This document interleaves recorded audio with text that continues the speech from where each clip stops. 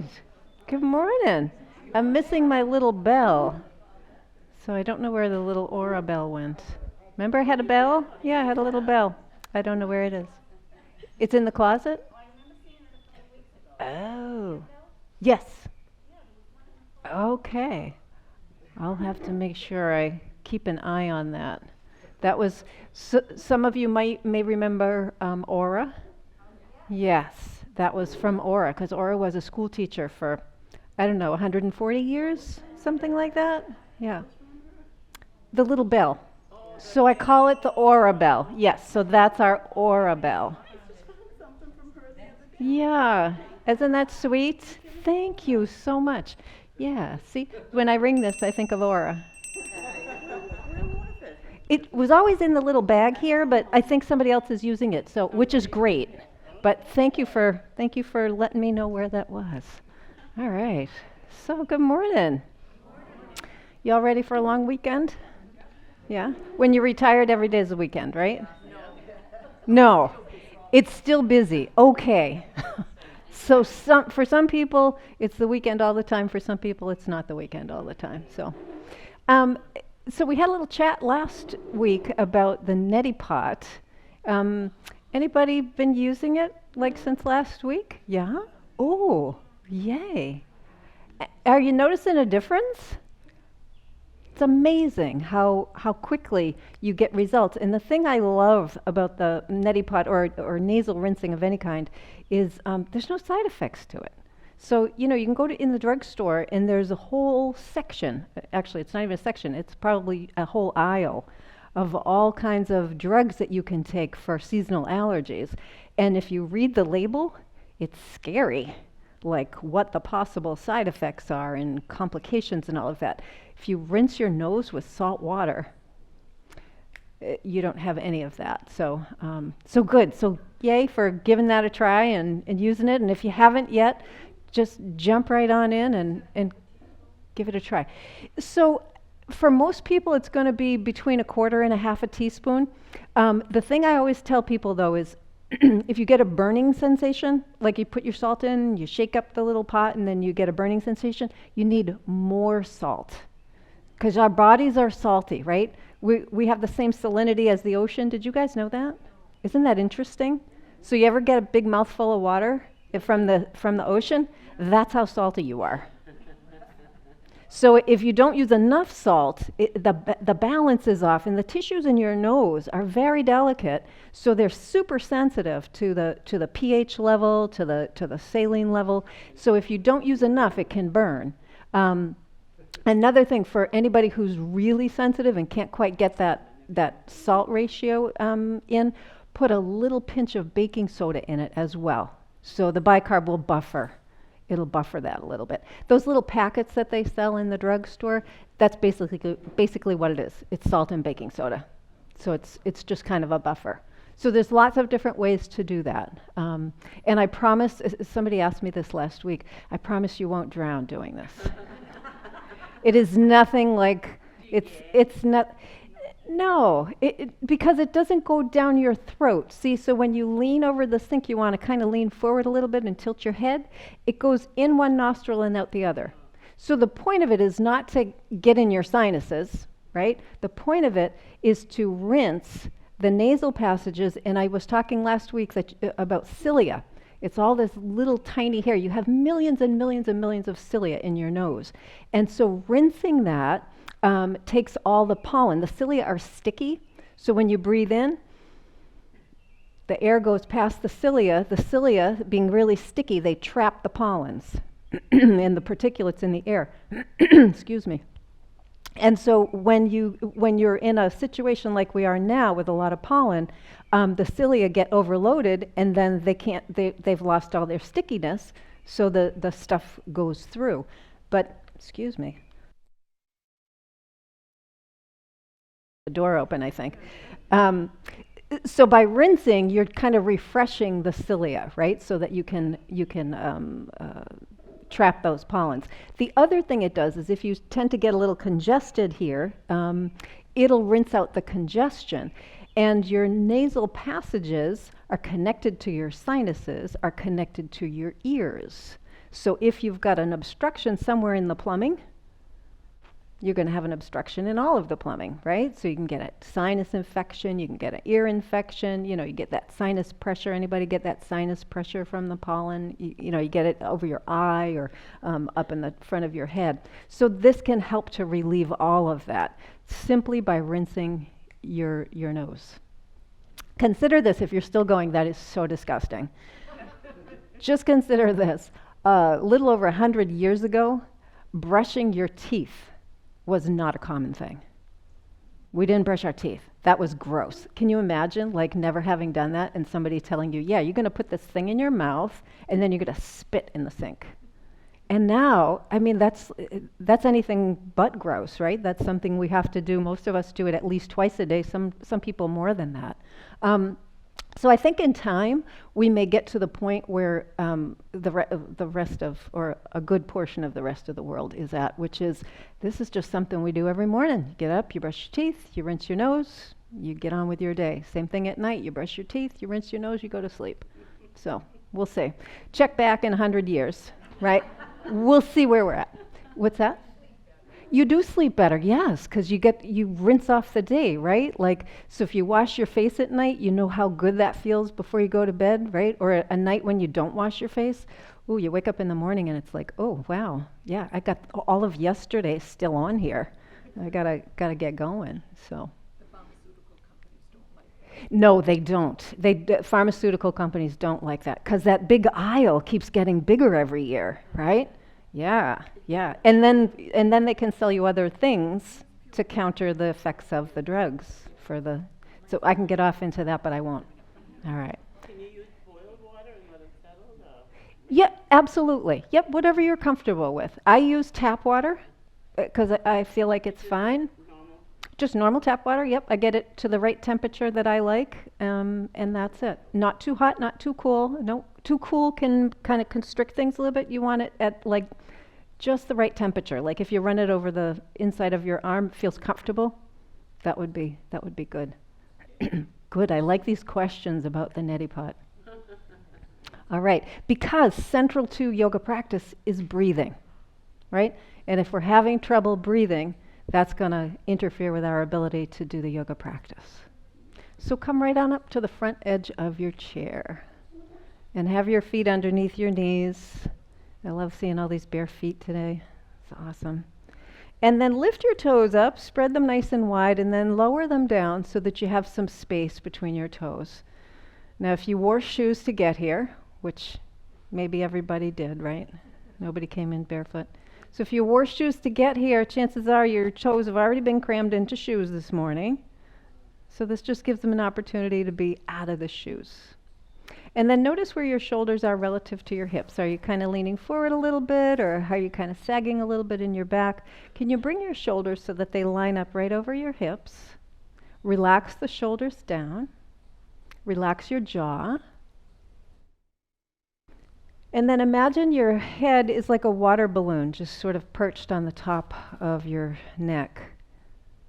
And let there be a little softness in your neck so that this water balloon that's represented by your head, this water balloon is just in the right position that it can stay there without any kind of tension. And if it's comfortable to close your eyes, I'll ask you to do that now. And if you'd rather keep your eyes open, just drop your gaze down at the floor. And with your gaze dropped down at the floor, that just brings your attention into your own body.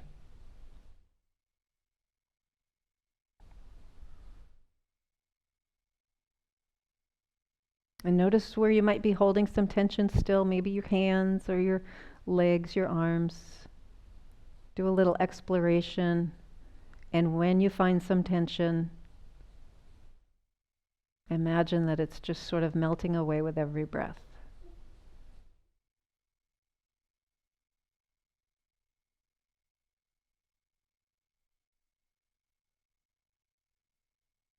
And then turn your awareness to your breathing.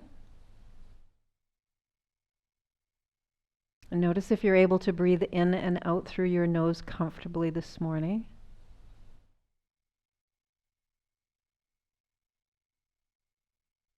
If you're having some difficulty getting full deep breaths, you can try breathing in through your nose and out through pursed lips like you're blowing out a candle.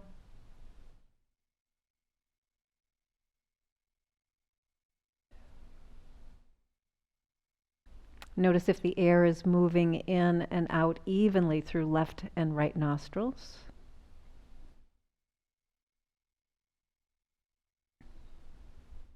And know that our breathing changes. The one nostril becomes dominant, and that can change likely every 4 hours or so. So sometimes you breathe in a little more through your right nostril. At other times it's going to feel like the breath moves a little more through your left nostril.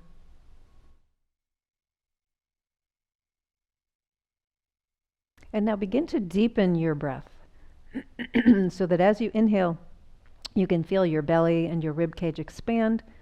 And as you exhale, you can feel your belly and your rib cage contract. And this may take a few breaths to kind of get to that depth. Breathing in slowly, let the breath go all the way down to your belly. Let your rib cage expand. Breathing out, pull your belly in a little bit. See if you can press out a little bit more of the breath. So nice, long, slow, deep breath in, and a nice, long, slow breath out.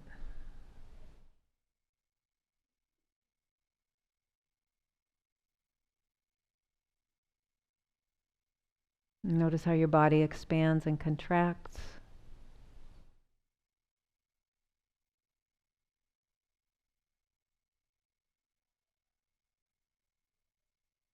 Notice how the focus on your breath brings different awareness into your body.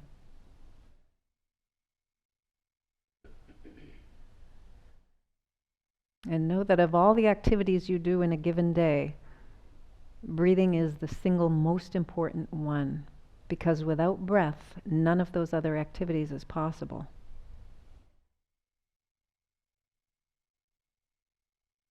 And breathing is the only function in your body that's both unconscious and conscious. So it's the only function in your body that's outside of your control and also under your control. You can't change your circulation, your heartbeat, the way the blood moves through your system. You can't change your lymphatic system, your endocrine system. But you can change your breathing simply by changing your awareness.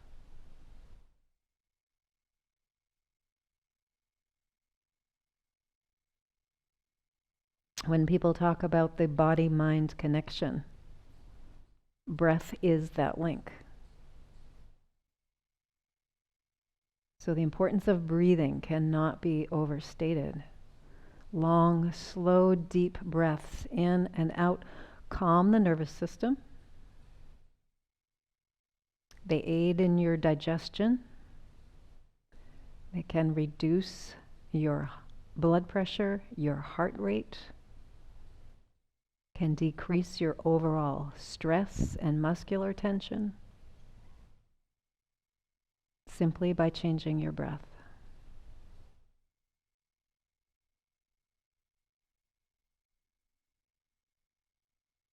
Let's take one more deep breath in together and we'll let it out with a sigh.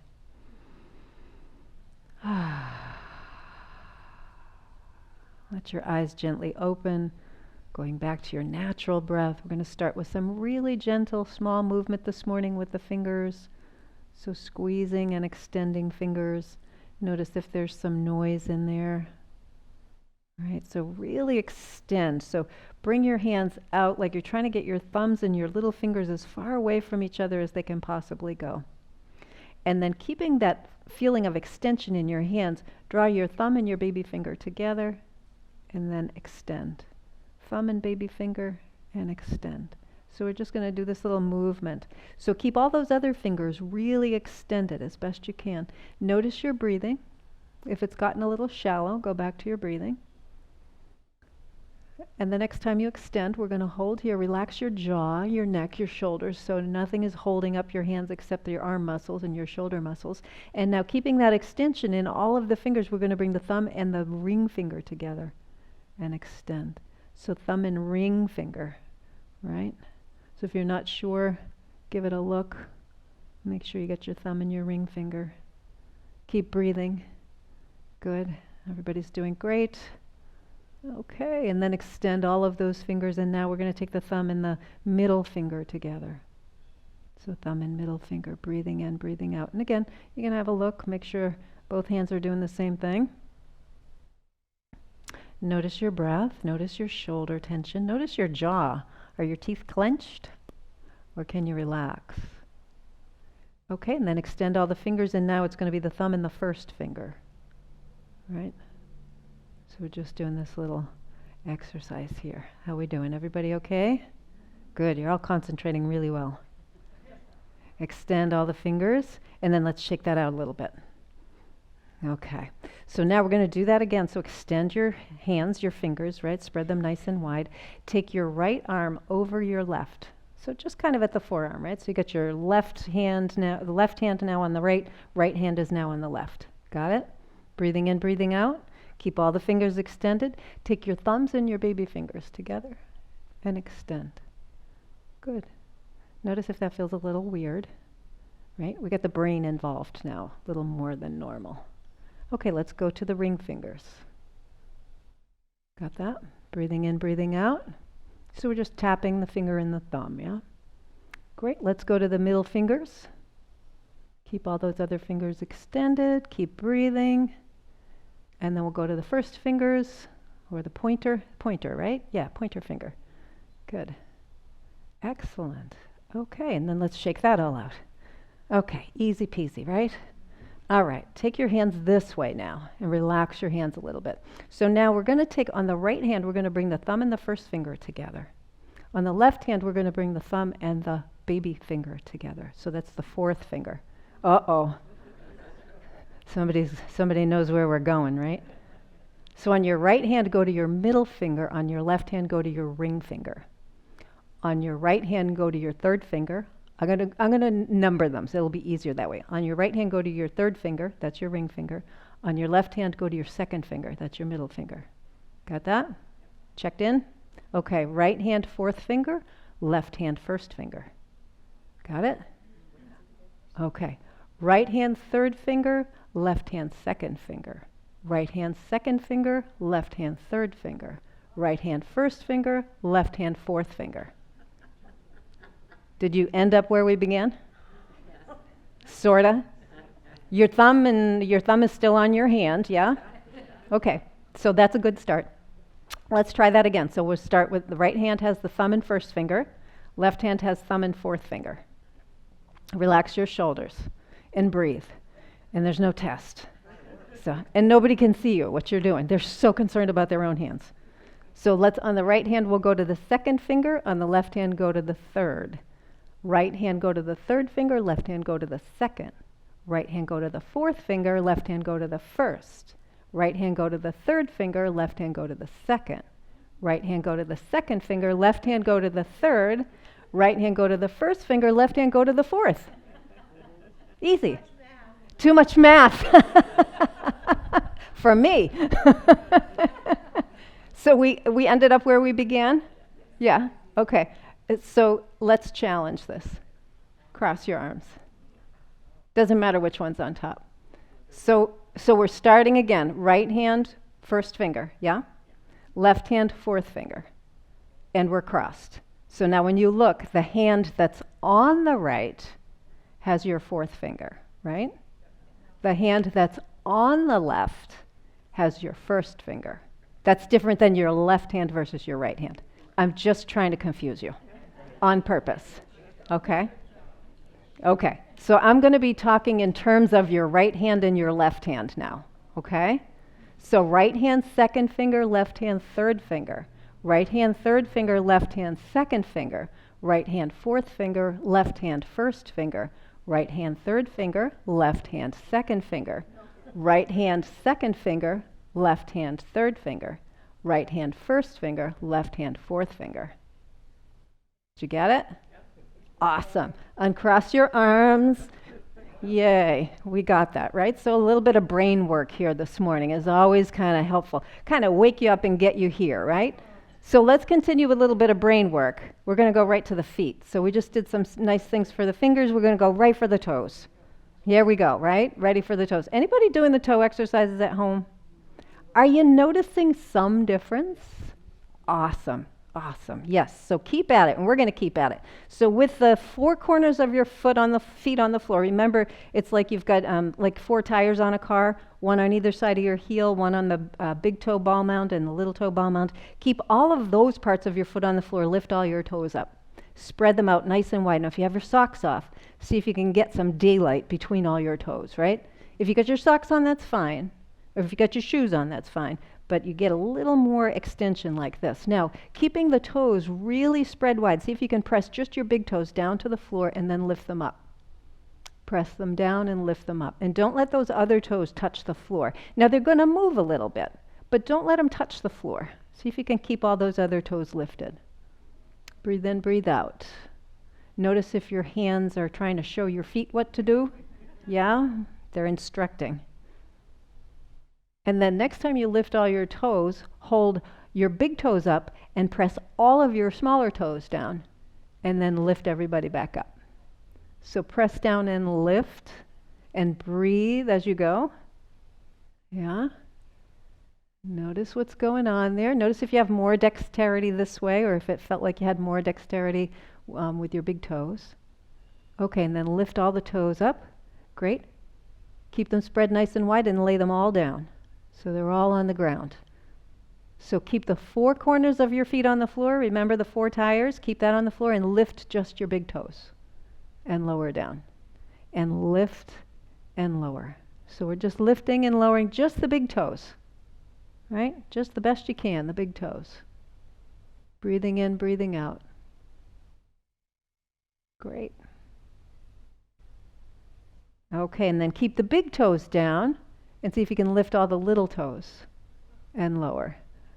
It's just changing your perception, right? Yeah. So lift and lower. I swear, the more you do this, the better you get at it. Part of this is the brain connection to the feet, but part of it is that you don't use the muscles in your feet this way, especially if you're in shoes all the time, right? So this is something. They all want to go together. Yeah, because that's how we're training them. We're training them to be in the shoe all together, right? Little peas in a pod down there. Okay, let's lift all the toes up. And my favorite, big toe down, baby toe down, all the middle ones lifted. And relax. Let's try that again. Lift all the toes up. Big toes down, baby toes down, all the middle ones lifted. And one more time, relax that a little bit. Lift all the toes up, spread them nice and wide. Big toes down, baby toes down, middle toes all lifted. Yeah. Oh, nice. And then relax all that. All right, let's just kind of tap the feet a little bit. All right, so question. Who found it easier to do all the manipulation with the hands than the feet? And who found the feet easier? A couple of people, yeah. So everybody's a little bit different. Most people are going to find it easier to do the hands because your hands are free, right? I mean, you might wear mittens in the winter, but that's not a good part of the year. And yet you put shoes on every day or socks on every day. Socks even restrict you. So re-educating, rehabilitating your feet, because that's really what we're trying to do is rehabilitate the feet. Rehabilitating the feet means developing strength and resilience in the structures themselves, and that transfers up into the rest of your body. So the wider and broader and more resilient your feet can be, the better for your knees, the better for your hips, the better for all the muscles that connect your feet all the way up to your body, and then all the way up your back as well. All right, so we're going to move back up to the upper body, and we're going to move a little bit with the wrists. So we went from fingers to toes, now we're back to wrists, circling around this way and that way. And look at how amazing your wrists are, right? Your wrist can do all these movements. It's because there are many bones that come together at your wrists. It's not just a couple of bones that come together. And then extend your arms out to the sides, and we're going to bend the elbows, right? So a little less rotational movement in the elbows. You have a slight amount, but pretty much your elbows are a hinge. And that's because you've only got a couple of bones that come together here. It's not like the wrists. Okay, good.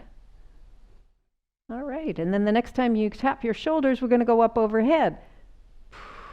And then come down and squeeze your shoulder blades together.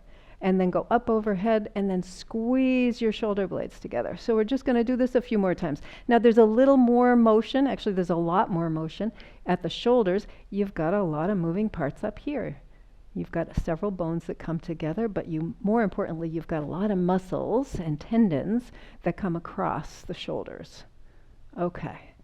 Next time your elbows are down and your shoulders are squeezed, we're going to hold here, and then we're going to push forward with one hand and pull back with the other, and then switch and switch. So we're really pulling back, squeezing the shoulder blade back there. Maybe even getting a little rotation in the spine as you do this. Good. So this is another movement that we can do at the shoulder, which is kind of a cool thing. And then we'll come back to sort of a neutral position. We're going to take the right arm down toward the floor, and then we're going to go up and to the left and a diagonal. So we're just going down and up. So this is movement across the body, right? You can move your whole body if you'd like. You can turn. You can stay straight. You can go up and around. So anybody who wants to do that can go up and around. Breathing in, breathing out. If you're going up and around, the next time that your arm is down to the right, switch direction, right?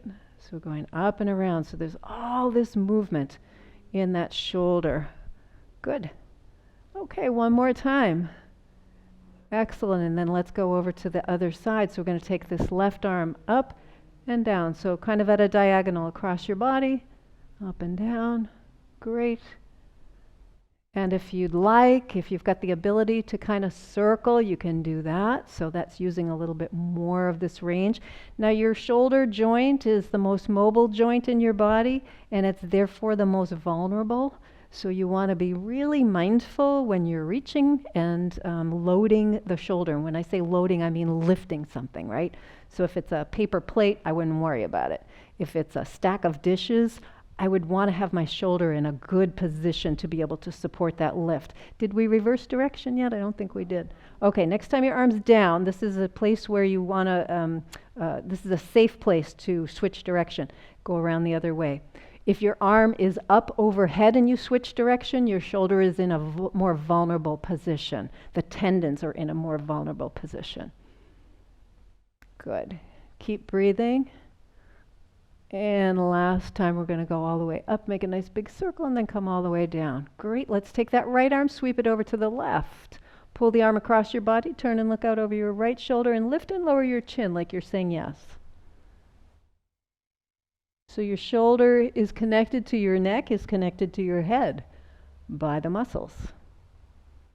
And then bring your head back to center. Take that arm, bring it around behind your back. So the right arm goes behind your back. Grab hold of that hand or wrist back there. So whatever you can get hold of back there. Pull it over gently to the left. And then we're going to drop the left ear to the left shoulder. And turn the nose down. And then turn the nose up. And turn the nose down. And up. So keep the ear as close to the shoulder as you can as you rotate the head in a no fashion. So it's like you're saying no. Good. Couple more. Good. And then head comes back to center. Let's take that arm, sweep it up overhead, bend your elbow and place your hand either on your shoulder, on the back of your head, or wherever you can get it. If your elbow only gets this far, that's fine. Do the best you can. We're going to stretch this by taking the other hand and pushing it up a little bit. Now, some people might have the flexibility to take that arm and pull back. If you've got that, go ahead, as long as it's not creating any pain. If you don't have that flexibility or that ability right now, just push up a little bit here. Breathe in, breathe out. So if you're doing this, but you're having a really hard time breathing, that means that you're struggling and stretching a little bit too much. So it's better to kind of go back here and go to a place where you can breathe easily. Breathing smoothly is your body's signal that everything is okay. Holding your breath is your body's signal that something is wrong. So it's really important when we're doing yoga exercises to make sure that the breathing is smooth and round so that we're signaling the body that we're okay. So after holding this for 20 minutes, we're just going to release that. Holy smokes. Take that left arm, sweep it over to the right, and pull the arm across your body. Turn and look out over your left shoulder. Lift and lower the chin, saying yes. Nice, gentle breaths in and out. And again, on this side as well, your shoulder is connected to your neck, is connected to your head, all via muscles and tendons. And then bring your head back to center. We're going to bring this arm behind the back and then grab hold of the hand or the wrist or the forearm, whatever you can get back there, and pull that arm over to the right. Drop your right ear to your right shoulder, keeping the ear on the shoulder. We're going to do that no movement by turning the head down and up. So I mentioned a moment ago that your shoulder is connected to your neck, it's connected to your head via the muscles and the tendons. And you may know this already, but the tendons are part of your muscles. The tendons are what attaches muscle to bone. So the tendons aren't as stretchy as muscles, but the tendons have a great impact on our range of movement. So it's important that we keep some mobility in those tendons. And then let's bring the head back to center. So release that arm, sweep it up overhead. Again, however high. If this is as high as you go, that's as high as you go. If you can get it way up here, go ahead. Bend your elbow, hand on your shoulder or hand in that general vicinity. And then we're going to push that arm up and see if we can get a stretch. If you've got the ability to take that arm up overhead and pull the elbow back that way, you can go ahead and do that. Just watch your breath. Make sure you're breathing with integrity so that the breath is round and smooth, right? If the breath is round and smooth, my nervous system is going, oh, okay, I can feel this stretch, but everything's cool. I'm fine. I can continue to do this. If the breath is choppy, the nervous system is saying, wait a minute, this is not okay. This does not feel okay. And what ends up happening is we tighten up more. So you can't stretch a muscle that you're tightening. You can only stretch a muscle that is relaxed. Right? Breathe in, breathe out. 25. We'll let go. All right, let's roll those shoulders forward, up, back, and down. And then let your hands rest on your lap for a moment. Close your eyes just for a moment. And notice your upper body. So starting with awareness in your fingers and your hands, because that's where we started.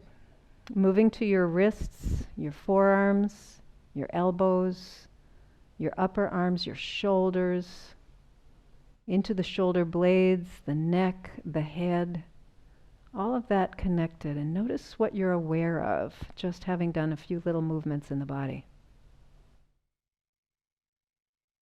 And then let your eyes open. So we're going to switch gears again. We're going to go down to the lower body. So extend your right leg, have your heel on the floor. Actually, let's start by pointing and flexing the foot. So you can tap your heel and then tap your toes if you want. You can also keep your heel on the floor and just slide. Or you can do this completely in the air, right? So without tapping at all, just kind of doing an air tap. Good. And then let's circle around at the ankle. Notice a little bit of noise in there. It's totally normal, especially for ankles. Reverse direction. Your ankles do an awful lot of work. Every time you take a step, your entire body weight is borne by that ankle of the foot that you're standing on. That's a pretty awesome responsibility. All right, and then heel comes down to the floor. Have your hands right alongside your body on the chair, right alongside your hips rather. Pull your belly in a little bit. Have your shoulders over your hips. So you don't want to be kind of slouching like this. You want to have your shoulders over your hips. And then we're going to bend and extend that knee, right? So the knee is like the elbow. It's more or less a hinge joint. You got a little motion, you got a little side to side movement in there, but not a whole lot.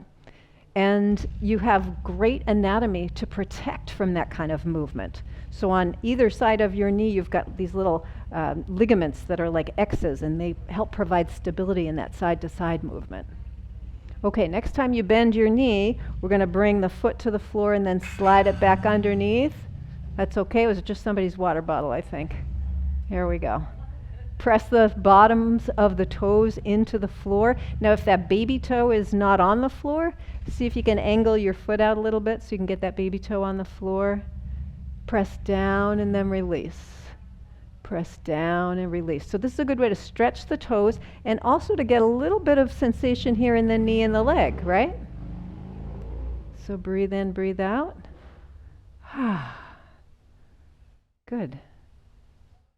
Okay. And then we're going to we're going to come up over the top of the toes and then press into the top of the foot. Now, if you've got your shoe and you want to put your foot on your shoe, if the floor is feeling a little hard, go ahead and do that. Just kind of reach back there, grab your shoe, and put your foot on top of it. Press down into the big toe side. So more on the big toe side, so we're stretching right along the front of the shin bone. And then relax and press and relax. So the muscles in the front of your lower leg actually do an awful lot of work kind of supporting the muscles in the back of your lower leg. Think about the size of your lower leg muscles, your calf muscles, right? They're big, juicy muscles. And these guys are really little in the front. So it's really good to stretch them out. We don't often think about this. People who walk are always stretching their calves, and that's a great thing, but don't forget the front. Okay, and then release that. We're going to extend that leg. Bring it all the way out. Let it get nice and long here. Lift your toes toward your shin. And then take both hands over to your left thigh. Now, if you're on the front edge of your chair, you might want to scoot back a little bit because I don't want you to slide off the front edge. And then we're going to come forward from the hips like you're trying to bring your belly down onto your thigh and then come all the way back up. So we're just going to lean forward a little bit and then come back up. Do this a few times. So bending forward, don't forget to breathe. Now your right knee is straight, but not hyperextended. So if when you bend forward you feel pain or significant sensation, I'll say, behind your knee, like directly behind your knee, you want to give your knee a little slight bend. You might be somebody who can hyperextend the knee. So we want to feel this either in the lower leg or the upper leg. So the next time you come forward, stay here and investigate that. Are you feeling it right behind the knee? If you are, give it a little bit of a bend. If you're feeling it more in the lower leg, and that can be anywhere from the bottom of the knee all the way to the heel and maybe even around the heel. Or if you're feeling it from right above the knee, maybe even up into the buttocks. That's all okay. That's all okay. Breathe in, breathe out. Toes are lifted. So the more you lift your toes toward your shin, the greater the stretch in the back of the leg. Right? And you'll notice that if you relax that foot, you go, oh, that doesn't feel quite so much. And then engage that foot. It's like, wow, that is quite a different stretch. Good. And then come all the way up. Excellent. Let's bend that knee, bring the foot back to the floor, and then we're going to switch to the other side. So extending the left leg, we're going to point and flex the foot. Pointing and flexing. You can tap, you can keep your foot on the floor, you can do sort of an air tap and not touch at all. It's completely up to you. So you'll notice if you've got your leg lifted, that the thigh muscles are actually doing a bit of work here as well. So it's kind of a 2-for-1, which I like. I like getting multiple benefits. So let's start to circle the ankle. Listen for any noise in that ankle. This ankle does the same amount of work that the other one does, because when you step this foot forward, all of your body weight transfers there. And reverse direction. Anybody who's ever had knee or hip surgery knows that the initial part of your rehab is either with a walker or a cane or crutches, because they don't want you to put all of your weight on that joint until it's ready to handle it. Although I think with hips, they get you up there pretty quick. And then heel comes to the floor. Yes, same day. You're walking same day. No walker. Someone had no walker the first day? Wow. That's amazing. All right. You go. All right. Now we're going to work the knee. So bending the knee and extending. Bending and extending. Now, you might notice that this knee works differently than the other one. Maybe you have more bend, more extension, or maybe have less bend or less extension than the other knee? Yeah. Quite often our perception of our body being symmetrical is erroneous. The next time you bend your knee, we're going to place the toes on the floor, slide that foot back or step it back, get all the toes on the floor, so even the little toes, so we're stretching the bottom of the toes, press down and release, press down and release. So the little toes, quite often, the big toe and the little toe, for a lot of people, will curve in toward the middle toes, and that is because of the shoes, quite frankly. If you look at your shoes, if you look at the structure, even athletic shoes like sneakers and things like that, a lot of sneakers have a tapered toe or a pointed toe, and our feet are not shaped like that. So we're slipping our feet into that, and the little toe has no choice but to kind of curl under its neighbor, and the big toe, what it does is it starts to angle in, right? And that's how we get a bunion. The bunion is that joint that has to kind of try and support that foot. Okay, now we're going to come up over the top of the toes. So now we're stretching kind of in a pointed fashion and along that big toe side to get the stretch right up here into the front of the shin, right? So we're going to want to, many of us are going to want to go out to the little toe side. See if you can get on that big toe side. If you want to put your shoe underneath your foot or your sock, or I see somebody has a towel, that's a great idea. So just kind of doing that to get that foot comfortable. Breathing in, breathing out, and release and press down and release a few times. So once again, just kind of giving a little stretch to the muscles of the shin. We don't think about having muscles in the shin, but we do have them there. Excellent. One more time. Good. All right, and then we're going to extend that leg. Have your heel on the floor, toes lifted toward your shin. Your right foot is underneath your knee. You're going to take both hands to that right thigh. Now engage the thigh muscles on the left. That'll help pull the toes up. And then we're going to explore coming forward and coming back up. So as you come forward, so a couple things. I like to do this as a little bit of a test because oftentimes we don't realize how far we can go. Sometimes we go farther than we should. Sometimes we don't go as far as we can. The other thing is also to test, where am I feeling this? As I come forward on this leg, am I feeling something kind of funny right behind the knee? If that's the case, I want to give that knee just a little bit of a bend. Or do I notice, oh wow, when I come forward, I'm feeling more in the lower leg on this side, and the other side I felt more on the upper leg. So the next time you come forward, you're going to hold and breathe.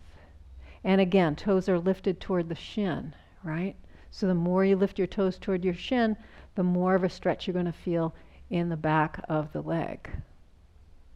And another little point, since we're here, remember I said you can't stretch a muscle that's tight. That you stretch a muscle that's tight, but you can't stretch a muscle that's engaged in some way, right? So if you're contracting the muscle, you can't stretch it.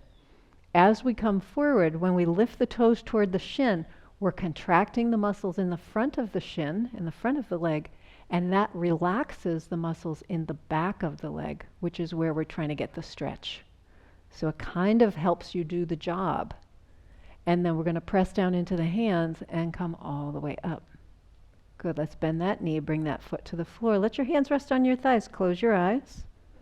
Take a couple of breaths in and out. Notice your toes and your feet, your ankles, your lower legs, your knees, your thighs.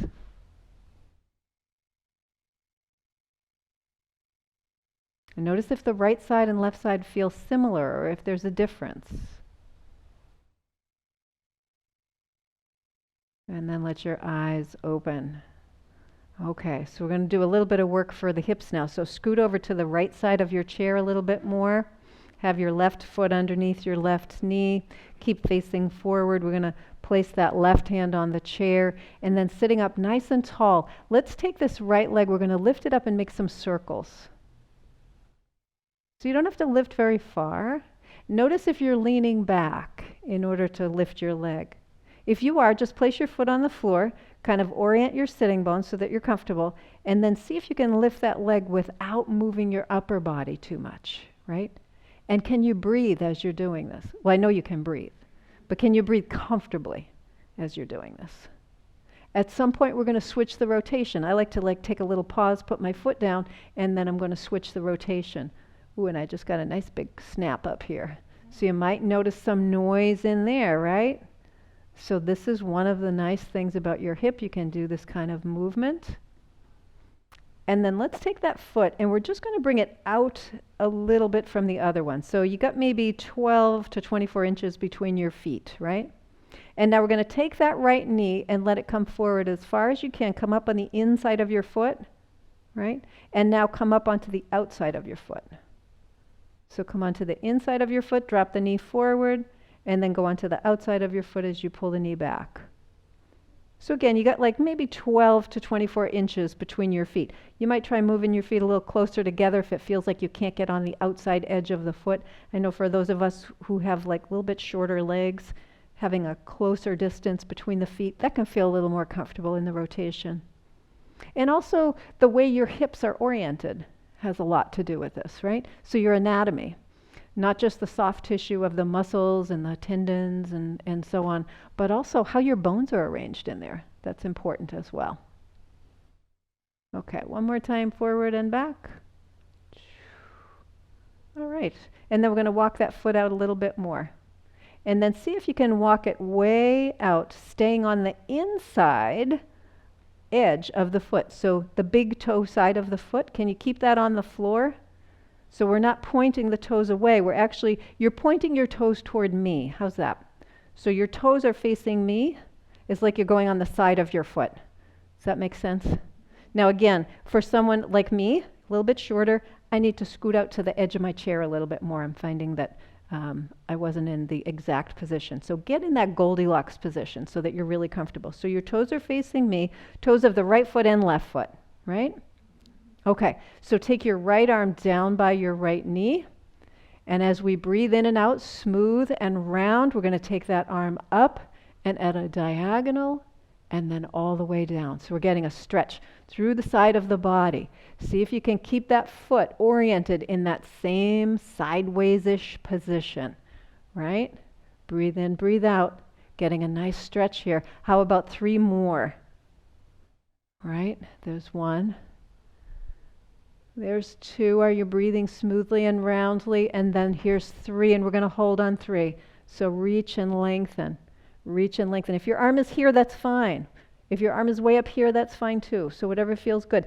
If you can, turn the palm of your hand up toward the ceiling and press up a little bit, right? So you're reaching across and pressing up simultaneously. And press out through your right foot, the side of your right foot. Breathe. This is like a game of Twister. Do you all remember Twister? And then we're going to come all the way back down. Excellent. Release this leg by giving the knee a little bit of a bend. Use your heel and your toes. Walk that around. Keep coming. Go right to the center of your chair. We're going to cross this leg on top of the right, ankle on top of knee. Now, if ankle on top of knee doesn't work, cross ankle on top of ankle. That's fine. We're going to sit up nice and tall. So holding on to that front, that lower leg, the right lower leg. We're going to come forward like we're trying to bring the navel down onto the shin and then come all the way up. If you're crossed at the knee, at the ankle rather, you're coming forward like your belly to your knee, right? So either way. Next time you come forward, stay here and hold. Now for those crossed at the ankle, you won't have quite as much of a sensation as those who are crossing ankle on top of knee. You should be feeling something here in the right hip. So somewhere in the right hip or buttock, you might feel it into your thigh. You might feel it down into your knee and even into your lower leg, depending on where you're tight. But what we're going for is something in this right side, whether it's primarily in the hip, whether it's primarily in the knee or the lower leg, coming forward as far as is comfortable for you without straining your neck, without rounding through your spine. So if you're kind of hunched like this, you're going to want to come up. Keep the back nice and straight, shoulders down away from the ears, and then come forward just to the place where you can stay breathing roundly and smoothly here. Keep breathing. You guys are doing great. This is a wonderful stretch for the hip, a great stretch. If anybody's ever had sciatica, which is when the sciatic nerve gets a little angry. This is a great stretch for the muscles that sometimes contribute to sciatic pain. Breathing in, breathing out. You're all doing okay? It's funny how everybody gets really quiet at some point during class. And then we're going to come all the way up. Excellent. Okay, let's extend both legs. Point your toes. Place your feet on the floor. Walk your legs out as far as you can and notice if your right leg is longer than your left leg. Hopefully you got a little more length in that right leg from all the work we did. Amazing, right? So if you got up now, you would list to one side. So we don't want to do that. So bend your knees, scoot your backside over to the left side of your chair. And again, just noticing where your shoulders are relative to your hips. You want to have them kind of lined up, relaxing the upper body a little bit, right hand kind of holding onto the chair. And we're going to do some circles on this side with this leg. So again, nice and slow. Now, resist the tendency that we have to kind of lift up and lean your body to the side. If you find that you're leaning your body to get your leg out, just kind of come back to the center, and then keeping your body upright, can you move that leg sort of independently of your upper body? So I mentioned this last week when we were talking about the spine, that there are certain parts of our spine that we tend to overuse. So the neck and the low back, we tend to overuse. The middle of the back, we don't. Let's place that foot down for a moment, and we're going to switch directions. And then go around the other way. Same thing with the rest of your body. That is not a unique experience in your spine. That is a unique experience in the human body. So if I have restriction in my hip, I am going to use different parts of my body to accommodate my movement so that I get what I want. That's why people can go a long time with degeneration in joints, because we don't notice it, right? Because we're making these accommodations over a long period of time. All right. And then we're going to take that foot and just place it kind of out to the side. So once again, 12 to 24 inches between the feet. Smaller people might want to go a little bit closer. Taller people maybe a little farther. And then we're just going to drop that knee in, come up on the big toe side of the foot. And then let's go back on the outside, the little toe side of the foot. So just going in and out. And as you do, notice where you're feeling stretch in that leg. So some people are going to feel it maybe down near the knee or the lower leg. Some people are going to feel it up into the groin, into the hip, into the upper part of the leg. So there's many different places you can feel this. Keep breathing in, breathing out. Good. So notice if this hip rotates differently than the other one. And then ask yourself, is this my own hip or is it an aftermarket hip? Because those work differently than the originals. Okay, and then we're going to lift that knee up and kind of slide the foot out. Now you're extending the foot so that the toes are facing me, right? So we're getting the outside edge of the foot. So the stretch is going to be a little more on this outside of the leg, down into the outside of the foot. Everybody kind of got that? Yeah. So do the best you can there, and then take your left hand down by your knee. And then we're going to sweep that arm up and to the right and then back down toward the knee. So breathe in and breathe out as you're doing this, right? You can twist your body. You can sweep that arm. Now, if you can sweep that arm way up past your ear if that feels okay, right? So the higher you reach with your arm, the more of a stretch you're going to feel through the side of your body. The more you stretch through the side of your body, the better you're going to breathe. Now, that sounds crazy, right? Maybe not. So the reason is because you have little muscles between your ribs, and when you stretch like this, you're stretching those little muscles between your ribs. That gives you a better air capacity. And the next time we come up, let's hold just for a breath, or 3, and breathe, and reach out through your fingers, and then see if you can press out through the little toe side of your left foot just a little bit more, right? So you feel that stretch a little more on that left side of the body. Breathe in, breathe out. And then slowly lower all the way down. Excellent job, you guys. Let's bend that knee a little bit, and then use your heel and your toes. Walk the foot in, come all the way back to the center of your chair, and cross your ankle on top of your knee. Ankle on top of ankle for those who find this is a little too much today. And once again, keeping the spine nice and tall, we're going to come forward like you're trying to bring your navel down onto that leg and then come back up. So again, this is sort of the movement forward and back. I like to do that to start because it informs me. It informs me how far I can go. So instead of pushing too much or not going enough, I find that Goldilocks spot. I find that sweet spot where I have just enough sensation that I know I'm doing something, but not so much that I can't breathe. And the next time that you kind of come forward, hold here, relax those shoulders down. Relax your neck and your jaw. If you're like a little shrimp with your back, if your back is all rounded like a little shrimp, come up, keep the back nice and tall, and then come forward from the hips. So we're trying to get that stretch from that movement at the hip joints, not at the back. And once again, explore over here. Is the stretch that you're feeling more in the hip or the buttock? Is it in the thigh? Is it in the knee or the leg? Maybe it's down into the lower leg. Maybe you have a little bit into your low back as well. And notice if it's different on this side. Maybe the other side was different. And once again, kind of explore for yourself. Do you have a different part in that hip? Do you have a different part in the knee? Right? So that's going to inform your ability to stretch here as well. So added hardware or different hardware in there can make all the difference. Take 2 more breaths here. You guys are looking great.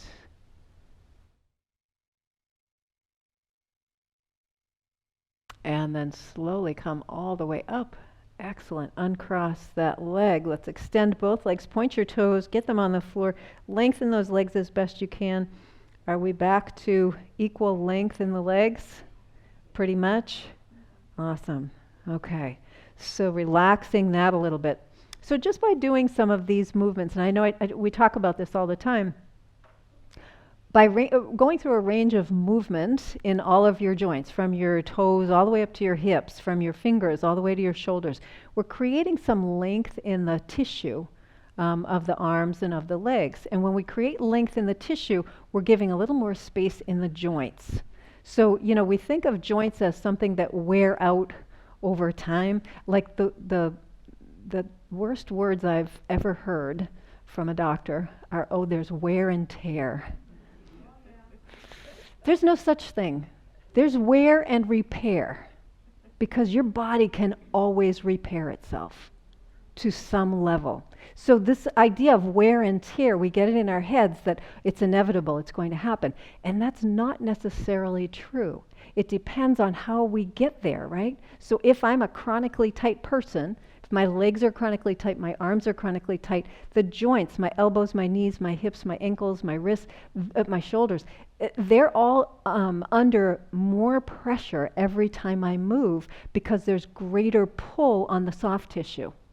Once I relax that and stretch it out, and you noticed when we extended the leg, when we did just the right side, your right leg was longer than your left. That's because there was more space in there. So when I go to bend my knee, I have more space in that joint.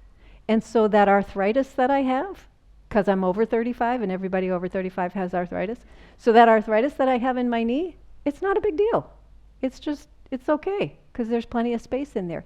If on the left side I'm really tight, every time I bend that knee, I hear all that noise in there, and it's painful, and it starts to get inflamed, and it swells, and all of that. The same arthritis is giving me problems because of the environment that it's in. It's in a tighter environment. So this is where knowledge to me is power.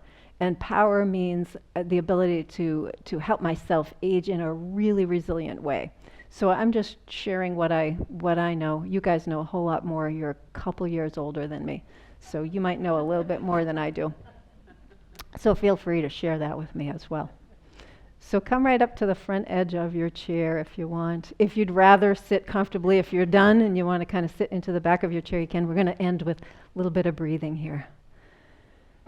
So close your eyes, relax your body.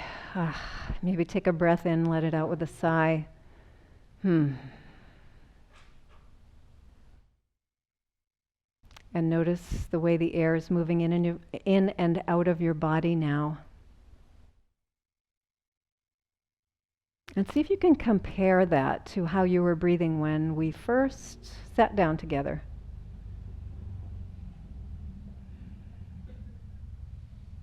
And specifically, is it easier to breathe in and out through your nose? Is your natural breath, does it feel like it's longer or slower? Does it feel like you're getting more breath, like you're breathing more deeply?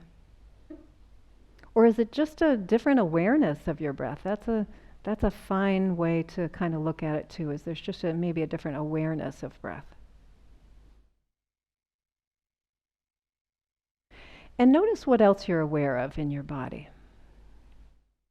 Areas of your body that are warm or cool. Areas that are tight or relaxed.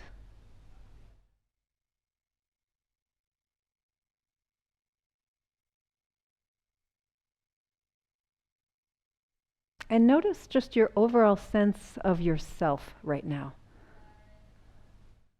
So that wondrous experience of being you.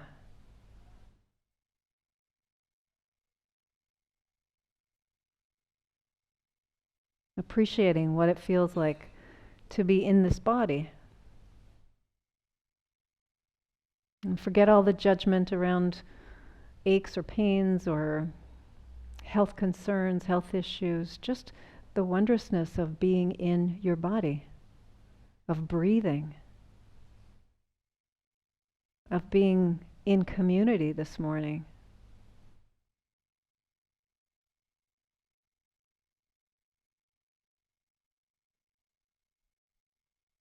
And let the breath flow smoothly into your belly and your rib cage, so expanding the breath a little bit more as you inhale. And then pulling the navel in and pressing out a little bit more of the breath as you exhale.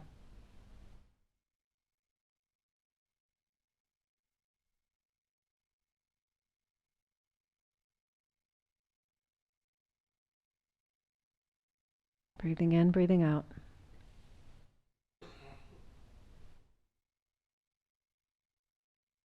And again, knowing that no matter what you do throughout your day, how important your business of life may be, there is nothing more important than your breath. It's the one thing you cannot go on without.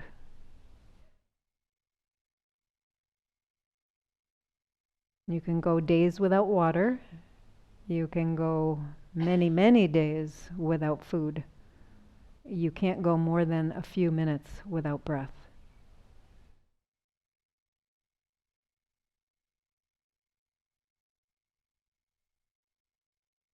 Take a nice deep breath in, let it out with a sigh. And then if you'd like, maybe gather your hands and just take one more moment, just an acknowledgement, the gratitude for your breath, the gratitude for being in your body. And then if you'd like, maybe just opening your eyes and just acknowledging all these wonderful people in community. This is another thing that's so important, is community. So we're all gathered together. Great. You're welcome. Enjoy the rest of this day. Have a great long weekend for those who realize it's a long weekend. If it's just a regular weekend for you, that's okay too. Good for you.